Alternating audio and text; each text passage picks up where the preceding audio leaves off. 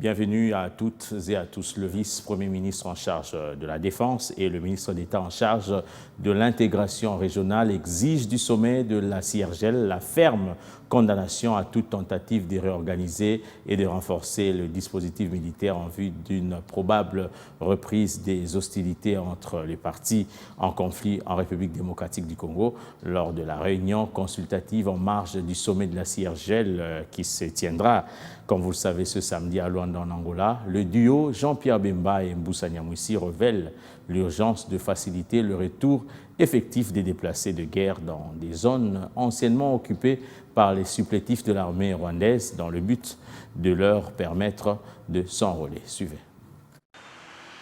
2 points étaient à l'ordre du jour de la réunion consultative du comité interministériel de la conférence internationale sur la région des Grands Lacs tenue vendredi 2 juin à Luanda, en Angola. Il s'agit d'abord de l'adoption de l'agenda du sommet, ensuite de l'analyse du communiqué final, paragraphe par paragraphe, au terme de la présentation de l'ordre du jour par le ministère angolais des Affaires étrangères.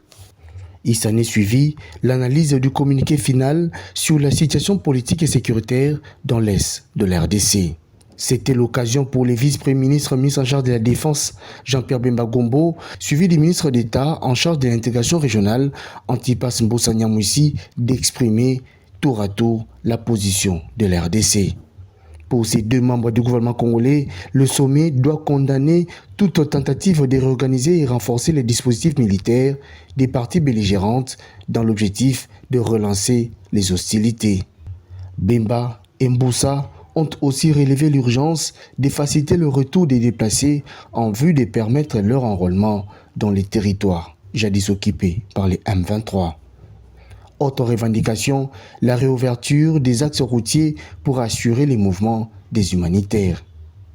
D'après ces 2 officiels congolais, la CIRGL doit également considérer la décision de la SADC de soutenir la RDC dans ses efforts de restaurer la paix et la sécurité dans sa partie orientale. Concernant le Soudan, le gouvernement congolais, selon le tandem Bemba-Mbusa, est pour le dialogue inclusif et la cessation des hostilités. La RDC souhaite notamment l'évaluation des progrès dans les 2 pays membres de la CIRGL qui ont été au cœur du sommet, à savoir la RDC et le Soudan.